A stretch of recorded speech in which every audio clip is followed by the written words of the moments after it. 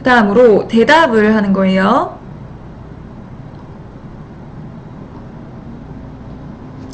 저는 가족들이랑 살아요. 요거는 간단하죠? I live with my family. 아까도 말씀드렸고 친구랑 살아요. I live with my friend. 혼자 살아요. I live alone. 이렇게 다 하실 수가 있고요. 요거를 다르게 표현하실 수가 있어요. I live by myself. 많이 들어보셨을 텐데 이 alone 같은 경우는 혼자서, 홀로. 약간 쓸쓸한 느낌, 뉘앙스가 들죠? 혼자 고독하게 쓸쓸하게와 같은 느낌을 가지고 있는 것이고 by myself 같은 경우는 스스로라는 느낌이 강해요. 밑에는 스스로 뭔가 독립적인 느낌? 자립적인 느낌? 그렇죠. 언론이 수일치와 상관없이 쓰이는 거라면 그 by myself 같은 경우는 주어에 따라서 달라질 수가 있죠. 나 혼자서 by myself, 뭐 너 혼자서 스스로 by yourself, 그녀 혼자서 by herself, 그 남자 혼자서 by himself. 이런 식으로 그들끼리 스스로 by themselves, 우리끼리 스스로 by ourselves 이런 식으로 표현이 된다. 그러니까 주체에 따라서 형태가 달라지는 것이고요. 언론 같은 경우는 그냥 혼자서 홀로 라는 좀 쓸쓸한 뉘앙스와 의미를 가지고 있다는 거 기억해 주시면 좋을 것 같아요.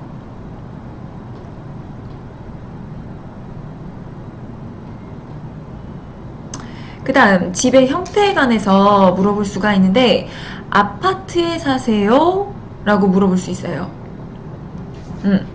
아파트가 아닌 다른 형태의 건물들 제가 설명을 써놨는데요. 대부분 한국인들은 아파트에 많이 사니까 Do you live in an apartment? 이렇게 표현하실 수가 있고요.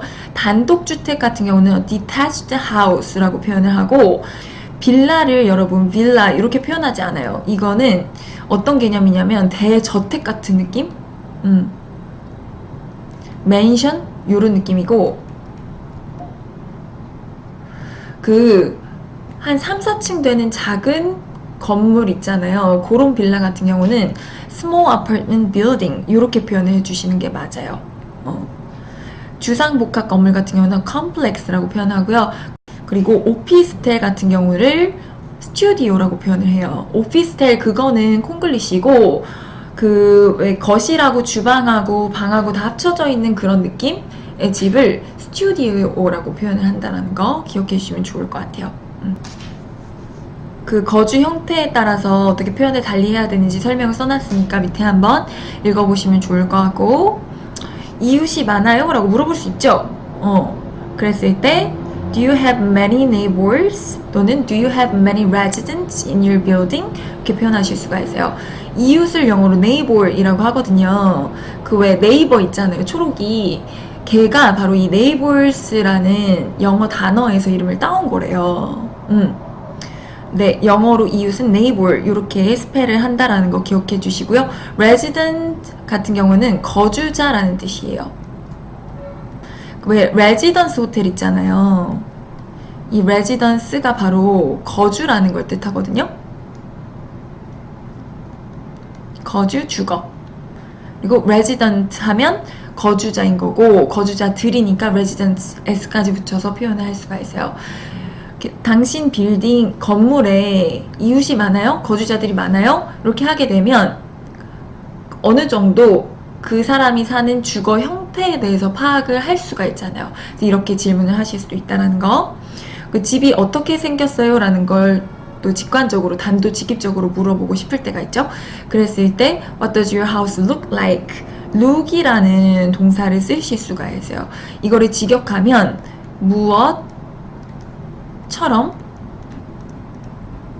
당신의 집이 보이나요? 이렇게 되잖아요. 그래서 어떻게 당신의 집이 보이나요? 라고 하면 그 사람이 사는 집의 형태, 거주 형태에 대한 답변을 또 끌어낼 수가 있기 때문에 look이라는 동사를 활용해서 질문을 던질 수도 있다라는 거. 그러니까 항상 문장을 만들려고 할 때 주어까지는 크게 막힘이 없는데 동사를 어떤 종류를 써야 되고 또 수와 시제까지 고려해서 어떻게 정확하게 바꿔야 되는지 고민이 되시잖아요.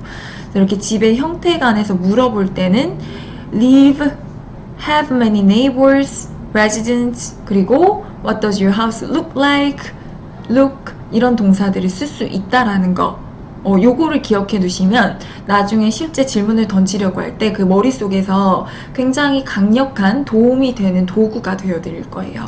항상 동사 위주로 공부를 해 달라라는 거 다시 한번 말씀을 드리고 갑니다.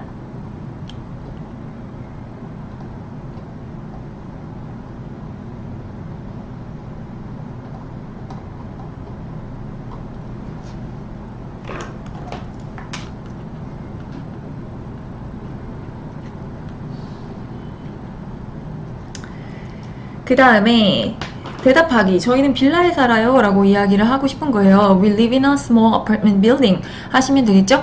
우리는 사는데 어디 사냐면 작은 아파트 빌딩에 산다. 그냥 아파트면 we live in an apartment 하시면 되고, 빌라이기 때문에 조금 길어졌어요. We live in a small apartment. 여기까지도 상관없고요. 빌딩까지 말씀을 해주셔도 되는 거고, 이웃 거주자들이 많아요 라는 데 있어서 자, 다시 한번 있다 없다 라는 개념 설명할 때 두 가지 방식이 있다고 말씀을 드렸어요. There is, there are. 단수일 때는 there is, 복수일 때는 there are 인 거고, 그 다음에 능동의 주어하고 have 동사를 써서 표현을 할 수가 있다라는 말씀도 드렸죠. 3인칭 단수일 때는 has를 쓰셔야겠고요.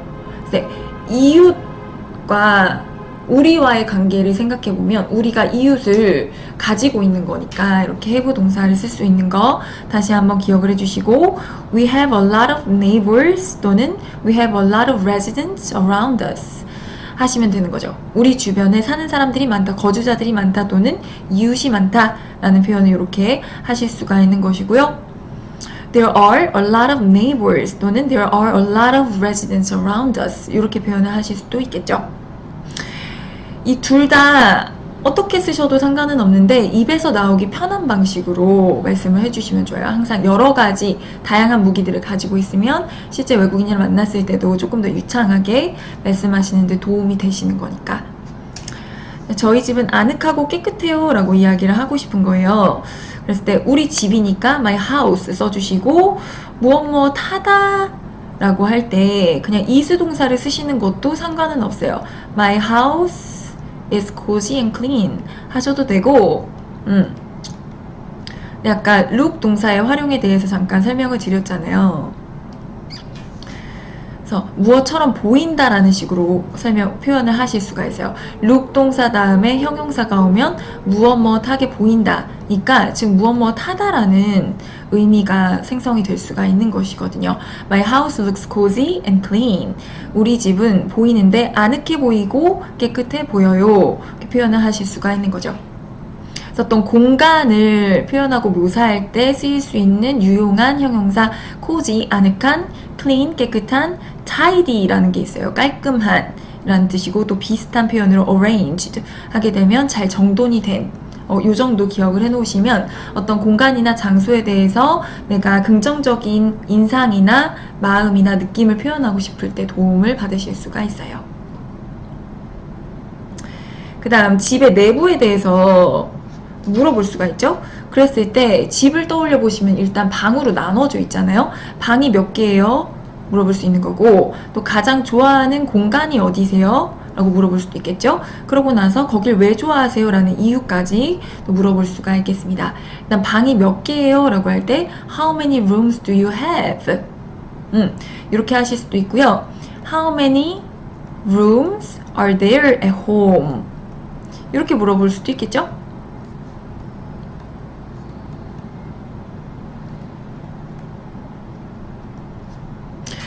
아까도 말씀드렸다시피 있다 없다 같은 경우는 there is, there are 또는 have 동사로 표현할 수가 있으니까 둘 중에 하나 편하신 방식대로 이야기를 해주시면 되는데, 제 개인적인 소견으로는 are there 하는 게 생각보다 이 발음에 있어서 에너지가 많이 쓰여요. 그래서 how many rooms do you have 하시는 게 훨씬 더 편하게 느껴지실 거예요. 그쪽으로 좀 설명을 드리려고 하는 거고요. 가장 좋아하는 공간이나 방이 뭐예요? 라고 했을 때 what's your favorite blah blah blah 굉장히 많이 들어보셨을 거예요. 이때도 쓸 수가 있어요. What's your favorite room at home? 하게 되면 무엇이 당신의 가장 좋아하는 방인가요? 집에서 이렇게 물어볼 수 있는 것이고요. 방이 아니라 공간일 수도 있잖아요. 그래서 room을 공간을 의미하는 스페이스로 바꿀 수도 있어요. What's your favorite space at home? 하실 수가 있고요. 또 완전 다른 구문을 쓸 수가 있는데 which room? 어떤 방, 이렇게 which라는 의문사를 이용해서 문장을 만들 수도 있어요. 어떤 방을 당신은 가장 좋아하나요? 라고 말씀을 할 수가 있는 거니까 Which room do you like the most at home? 이렇게 표현을 하실 수가 있겠죠. 그래서 favorite 이라고 할 때 이거를 like the most 라는 식으로 바꿔 쓸 수가 있거든요. favorite blah blah favorite food 이렇게 하면 가장 좋아하는 음식이잖아요. favorite은 가장 좋아하는 이라는 뜻이고 가장 좋아한다라는 거를 동사적으로 표현할 때는 like, blah blah, the most 또는 the best 이렇게 되겠죠. 그래서 favorite 쓰시는 것도 방법이고 또는 like, 그 대상, the most, the best 이렇게 말씀하시는 것도 방법이다 라는 거 다시 한번 짚고 넘어갑니다. 왜 거기를 가장 좋아하세요? 이유를 물어보고 싶은 거예요. 그때는 당연히 왜니까 의문사 why로 문장을 시작하셔야겠고요. Why do you like that room? Why do you like that space? 이렇게 표현을 하시면 되는 겁니다. 왜 당신은 좋아하나요? 그 방 또는 그 공간을 이렇게 물어보시면 방금 그 사람이 대답한 그 공간을 좋아하는 이유에 대해서 다시 한번 물어볼 수 있는 표현이 될 수 있겠죠. 자, 그 다음으로 대답할 수 있는 표현들. 방이 몇 개예요? 라고 할 때 뭐가 있다, 없다 라는 식으로 표현이 되시잖아요. 방이 3개가 있다. 자, 아까도 말씀드렸죠? 있다 라는 것을 능동의 동사로 바꾸는 방법 have. 그래서 방이 3개가 있다라는 거 뭐예요? We have 3 rooms 이렇게 나가게 되는 거예요. In my house. 여기 오타가 나서 제가 my로 바꿔놨어요. 그렇게 되면 우리는 3개의 방을 가지고 있다. 똑같은 표현 여러분 한번 생각해 보세요. 있다, 없다, there is, there are 활용해서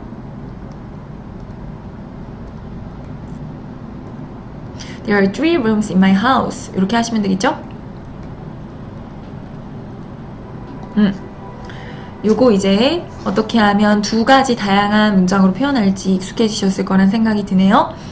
제가 가장 좋아하는 공간은 거실이에요 라는 이야기를 하고 싶은 거예요. 네. 제일 좋아하는 공간이니까 my favorite space로 나가야겠고 집에서니까 at home을 붙여주시면 여기까지가 이제 주어 구가 되는 거죠. my favorite space at home 그리고 무엇이다 라는 동사 is를 써주셔야겠죠. 그리고 비동사의 수일치 항상 잘 생각해 주셔야 되는데 space는 단수니까 are가 아닌 is를 써주셔야겠고요. 뭐냐면 our living room이다, 거실이다 라는 거예요. 밑에 자주 쓰이는 집 공간 명칭 써놨는데요. 거실은 living room 또는 family room이라고 하고 부엌은 kitchen 또는 dining room이에요. 사실 kitchen은 요리를 하는 그 스페시픽한 위치를 나타낸다면 다이닝 룸이 그 막 식탁 있고 같이 어울려서 먹는 공간이라고 생각해 주시면 되고 내 방, my room, 뭐 안방 같은 경우는 my parents room 이렇게 해주시면 되겠죠. 다락 요거 있는 분들 굉장히 부럽던데 다락, 옥상 그런 것을 로프트라고 표현할 수가 있고요. 베란다 같은 경우는 발코니라고 표현을 해주시면 돼요. 물론 발코니의 종류가 여러 가지가 있어서 꼭 발코니가 베란다인 것만은 아닌데 또 이렇게 해주시면 좀 더 일반적으로 표현이 가능하니까. 그리고 좋아하는 공간이 거실이다 라고 할 때 my favorite blah blah 쓰셔도 되고 또 아까 말씀드렸죠. my favorite 이라고 할 때 그걸 동사적으로 표현하는 방법 뭐가 있다 했죠? favorite은 like the most 라고 했죠.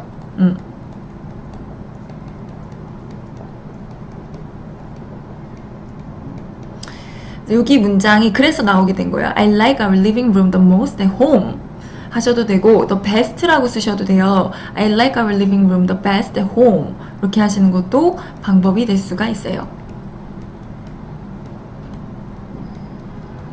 아시겠죠? 다음으로 우리 가족이 그 공간에 모여서 많이 이야기하기 때문이죠. 아까 왜 거기를 가장 좋아해요? 라는 질문을 받는다면 이렇게 쉽게 이야기를 할 수가 있어요. 우리 가족은 모여서 많이 이야기를 해요 라는 것인데 방금 이야기한 그 설명이나 의견에 대해서 지금 이유를 추가하시고 싶은 것이잖아요. 그래서 여기 보시면 That's because 하고 나서 주어 동사를 쓰게 되면 그거는 주어가 동사이기 때문이다 라는 표현이에요.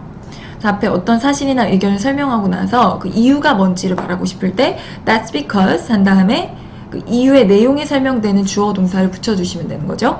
여기 보시는 것처럼 that's because my family gets together and talk a lot in the place, in the space 이렇게 하시면 되는 거예요. 그게 왜냐하면 그 이유에 대해서 다음 나오고 있는 거죠. 우리 가족이 get together 하면 모이다라는 뜻이에요. 모여서 이야기를 많이 하기 때문이에요. talk a lot in the space. 지금 the space 같은 경우는 앞에 나온 living room을 가리키는 거죠. 거실. 이미 이야기를 한 명사에 대해서 다시 반복하는 것을 좋아하지 않아요, 영어에서는. 그래서 리빙룸을 얘기했으면 거실은 공간이니까 뒤에 나오는 문장 같은 경우는 in the space 해주시면 훨씬 더 세련된 문장이 될 수가 있어요. 물론 in our living room 하는 것도 가능하지만 in the space 라고 기왕이면 받아서 표현을 해주시면 좋을 것 같고요.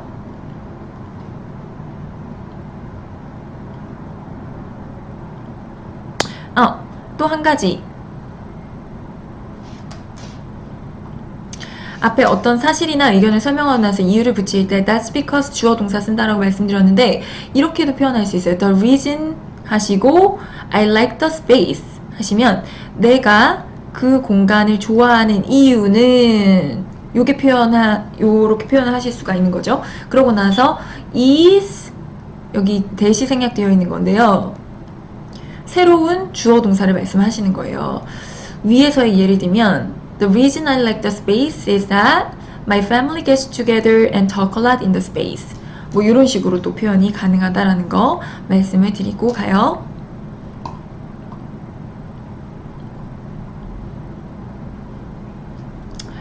다음 가족들과의 관계로 또 이어나갈 수가 있는데 앞에 내가 어떤 공간을 좋아하고 그 이유가 우리 가족이 거기 모여서 많이 이야기하기 때문이다 라는 말씀을 하셨잖아요. 그게 거실일 수도 있고 키친이 될 수도 있고 우리 부모님의 뭐 안방일 수도 있고요. 그게 다이닝 룸일 수도 있어요. 그 공간의 종류와 상관없이 좀 더 범용적으로 대답을 할 수 있는 내용이 될 수가 있을 것 같고 자연스럽게 가족들과의 관계로 대화를 이어나갈 수가 있는데 그때 많이 나오는 게 가족이 몇 명인지 항상 물어보죠. 우리 한국 사람들은 숫자를 좋아하잖아요. 그 다음에 가족이 무슨 일 하는지 이런 거 물어볼 수가 있고 또 가족끼리 관계가 어떤지 많이 어울리는지 이런 식으로 표현을 할 수가 있기 때문에 한번 질문들을 준비해 봤는데 가족이 몇 명이세요? 라고 할 때 How many family members do you have? 해주시면 돼요. 얼마나 많은 가족 구성원들을 Do you have? 당신은 가지고 계신가요? 이렇게 표현을 할 수도 있고 이 have 동사 말고 there is, there are 개념 활용해서 How many are there in your family? 라고 좀 더 간단하게 표현을 하실 수도 있고요. 또 are there를 그냥 생략해 버릴 수가 있어요. 이렇게 그러면 마지막처럼 표현이 되는 거죠. How many in your family? 이렇게 하면 훨씬 더 간단하고 심플하고 쉬운 문장 방식이 될 수가 있겠죠? 다음 가족이 무슨 일 하세요? 가족의 직업에 대해서 물어보고 싶을 때 What do they do? 이렇게 물어볼 수가 있어요. 이거 같은 경우는 그냥 누구 한 사람을 꼭 집어서 얘기하는 게 아니라 그랬을 때 대답은 뭐 부모님에 대해서 얘기하고 싶으면 부모님이 뭐 한다라고 얘기를 해주시면 되는 거고 뭐 누나가 있을 때 누나가 뭐 하고 나는 뭐 한다라고 이야기를 하고 싶으면 또 그렇게 얘기를 하시면 돼요. 그러면 좀 더 구체적으로 부모님이 뭐 하세요? 라는 걸 물어보고 싶을 때 What do your parents do? 라고 하시면 되는 거겠고요. 누나 같은 경우는 부모님은 지금 복수잖아요. 복수이기 때문에 여기 두로 시작을 한 거고 누나 같은 경우는 your sister 단수죠. 단수이기 때문에 더주로 시작을 하는 것이죠. What does your sister do? 하는 겁니다. 지금 두가 두 번 나와서 좀 헷갈리실 수가 있는데요. 이 앞에 나온 두나 더즈는 의문문을 만들 때 사용하는 조동사 두예요.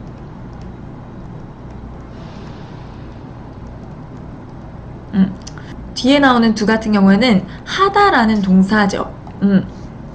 그래서 직업을 물어볼 때 이렇게 두 동사로 표현을 하시잖아요.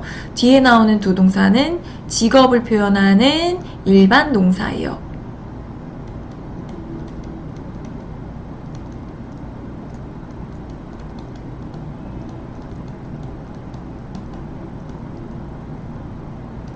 앞에 두하고 뒤에 두하고 똑같아 보이지만 완전히 성격과 기능이 달라요. 앞에는 의문 만들 때 쓰이는 조동사이고, 그래서 이렇게 수를 생각을 해주셔야 되는 거고요. 물론 과거라면 그냥 did로 똑같이 통일을 해주실 수가 있겠죠.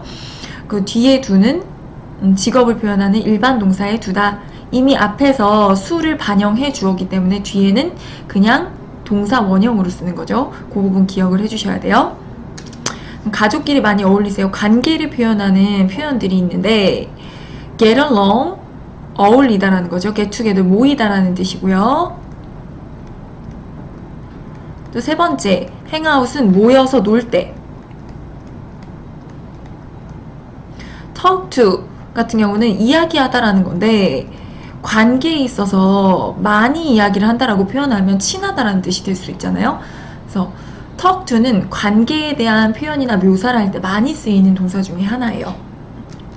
그래서 does your family get along well? 하면 당신의 가족이 잘 어울리나요? 라는 표현이 될 수 있고요. does your family get together often? 하면 당신 가족이 자주 모이나요? 라는 식으로 얘기할 수도 있고 does your family hang out together often? 하면 함께 모여서 자주 노나요? 라는 거니까 또 관계에 대해서 이야기를 할 수가 있는 거죠. does your family talk to each other often? 당신 가족이 서로한테 자주 이야기를 하나요? 자주 이야기를 하면 친한 거고 그렇지 않으면 좀 덜 친한 거고 관계에 대해서 표현할 수 있는 다양한 표현들, 동사들 위주로 익혀놓으시면 도움이 많이 될 수 있어요. 그 다음 대답하기 4명 있어요. 엄마, 아빠, 누나 그리고 저요. 보통 저희 세대는 한 3명, 4명 정도 있으시니까 We have 4, We have 3 in my family 이렇게 얘기를 해보시면 좋을 것 같고 그 다음에 구성원이 누군지 정말 간단하게 얘기하실 수 있어요. Mom and Dad, my sister and me 또는 my parents, my sister and me 이렇게 하실 수도 있고요. 만약에 할머니가 같이 있다 그러면 my grandma, 할아버지, my grandpa 이런 식으로 또는 grandparents, my parents, my sister and me 이렇게 표현하실 수가 있겠죠. 또 가족의 직업에 대해서 이야기를 할 때 쓸 수 있는 동사들에 대해 설명을 드리면 부모님이 가게를 운영하셔서 자영업을 하는 거예요. 그때 진짜 많이 쓰이는 동사가 own and run 이라는 건데요. own은 소유하다, 가지다죠. run은 운영하다죠. 어떤 종류의 가게인지 모르겠지만 상관없이 그냥 shop이라고 표현을 해주시면 돼요. My parents own and run their shop 하면 뭐 헤어샵이 될 수도 있는 거고 세탁소가 될 수도 있는 거고 편의점이 될 수도 있는 거고 다 통용될 수 있어요. 그들의 샵을 소유하고 운영한다 라고 표현하게 되면 그게 바로 자영업이 될 수가 있는 것이고 또 그냥 비즈니스라고 표현을 할 수 있어요. My parents run their business 하셔도 되는 거고요. 아버지는 회사에 다니시고 어머니는 주부예요. 이거 많이 쓰시죠? 회사에 다닌다라고 할 때 goes to company 이렇게 하면 좀 콩글리시적인 표현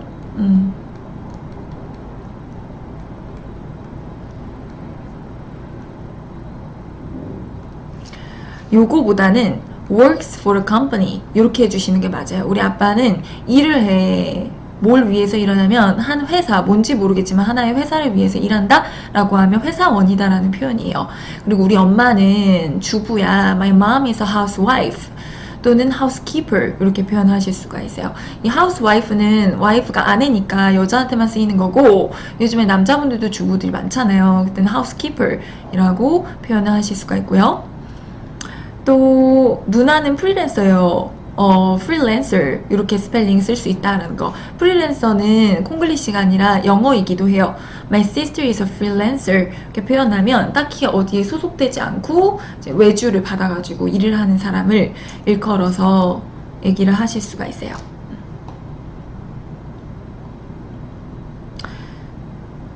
하나 생각나는 거. 공무원. 공무원은 public officer.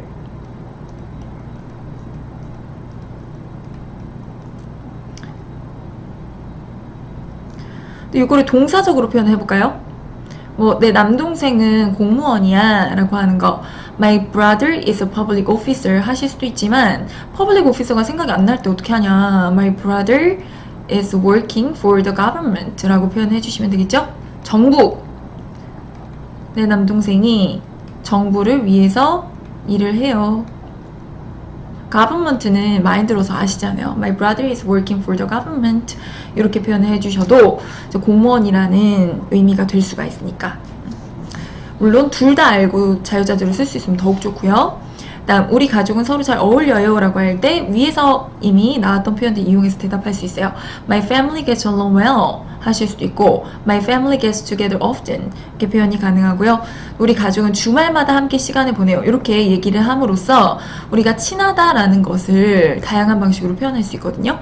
근데 시간을 보내다라고 할 때 spend 동사, spend 동사는 뒤에 시간이나 돈이 둘 다 나올 수가 있는데 시간이 나오면 시간을 보내다이고 돈이 나오면 돈을 쓰다겠죠? So we spend every weekend together 하면 우리는 보내는데 매 주말을 함께 보낸다 라고 할 수가 있고요. 또 아까 리빙룸을 좋아하는 이유가 우리 가족이 거기 모여서 많이 얘기를 한다라고 했으니까 we spend every evening 하게 되면 이게 저녁이죠. 너무 늦지 않은 저녁. We spend every evening together in the living room 이렇게 표현도 가능하다라는 거. 그래서 우리는 매일 저녁을 함께 보내는데 어디에서 보내냐면 하고 내가 가장 좋아하는 공간을 덧붙여서 이야기를 하실 수가 있게 되는 거죠.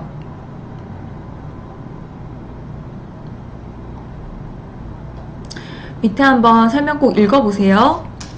이 중요한 부분 every 같은 경우는 모든 이란 뜻이잖아요. every 뒤에서 수식을 받는 명사는 복수의 의미로 해석이 되더라도 형태는 꼭 단수로 써주셔야 돼요. 이거는 왜 그러냐 물으시면 할 말이 없고 그냥 문법이에요. 영미권 사람들이 그렇게 하자라고 규칙을 정해놓은 거거든요. 매주 every week, 매달 every Monday, 매년 every year 뒤에다가 s를 절대 붙여서 표현하지 않는다라는 거 기억을 해주세요.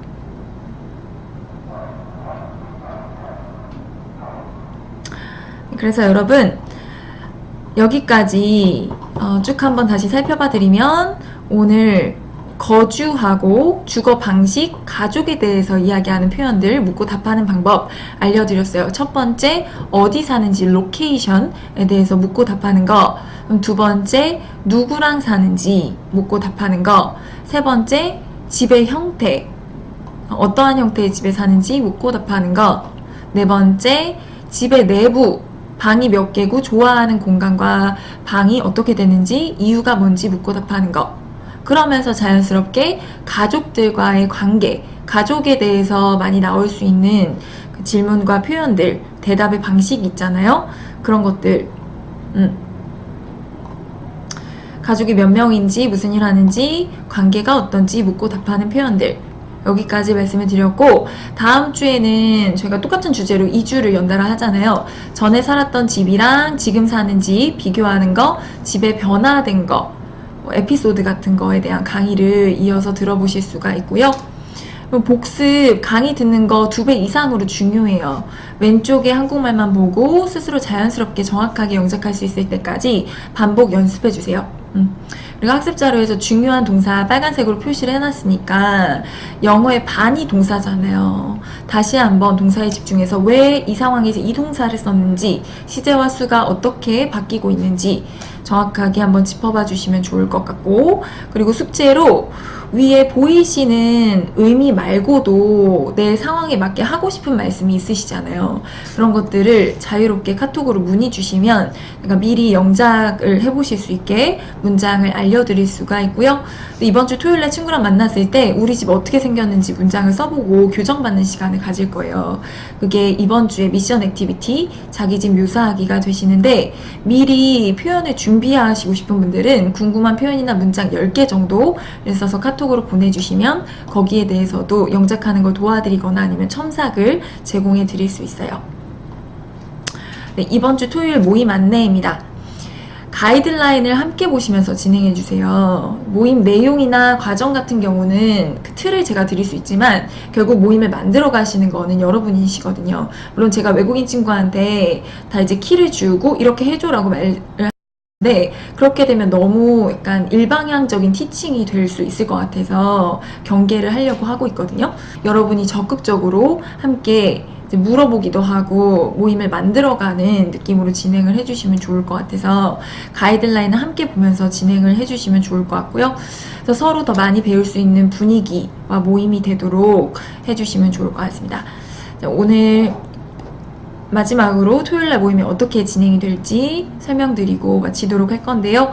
먼저 첫 번째 파트는 아이스 브레이킹이에요. 언어 교환이시죠?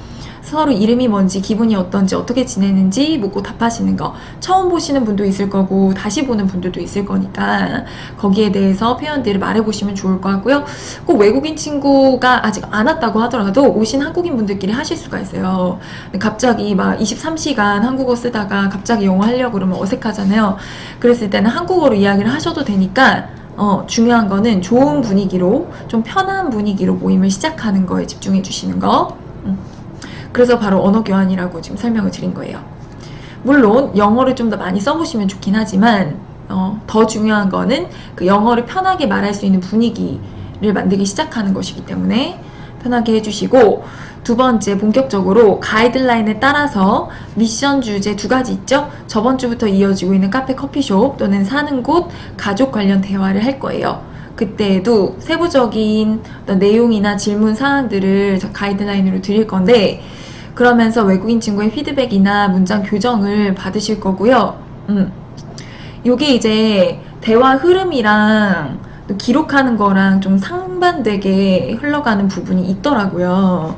제공해드리는 메모지에 30문장을 기록해서 가져가 주실 건데, 요거 같은 경우는 제가 개별적으로 메모지를 드릴 거예요. 그래서 이 표현 몰랐던 건데 알게 됐다라는 거 기록해 주시고, 내가 하고 싶은데 잘 모르겠다라는 거 한국말로 적으시고, 이거 어떻게 하는지 외국인 친구하고 다른 분들한테 보여주시면서 같이 문장을 만드는 방식으로 진행을 해주시면 좋아요. 모르는 게 있으면 그거 물어보시고 서로 도와가면서 문장을 완성해 주시고요.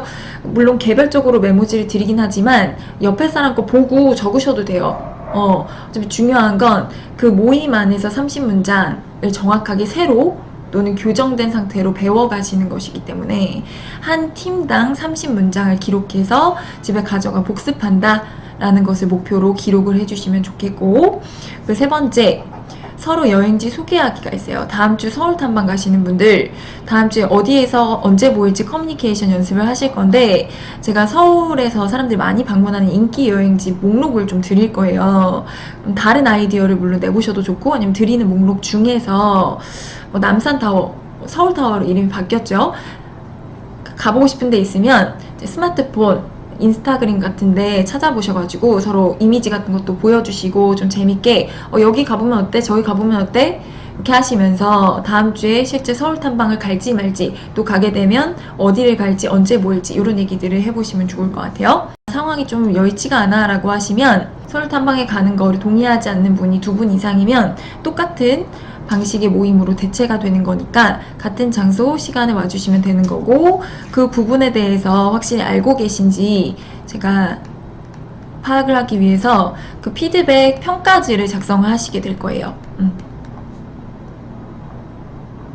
오늘 수업 어땠는지, 지난주 공부 어떻게 했는지, 오늘 서로 배움에 얼마나 어떻게 도움이 되는지, 외국인 친구의 리더십은 어땠는지 이런 것들을 물어보는 내용의 평가지를 드릴 건데, 그거를 작성한 다음에 이제 자리에 놓고 이제 정리하고 나가주시면 되는 거예요. 그리고 이번 주 토요일날 모임 처음으로 시작하시는 분들은 한 10분 정도 일찍 와주시면 제가 OT 자료 드리고 내용에 대해서 간단하게 설명을 드릴 거니까 그거까지 생각을 해주시면 좋을 것 같고요. 그러면 여러분 오늘 강의 들어주시느라 수고 많으셨고요. 조금 시간이 있으신 분들은 복습까지 진행을 해주시고, 그렇지 않으면 내일 또 금요일날 복습을 하시고 토요일날에 조금 더 좋은 모습으로 만나뵐 수 있으면 좋겠습니다. 네, 좋은 밤 되세요 여러분. 감사합니다.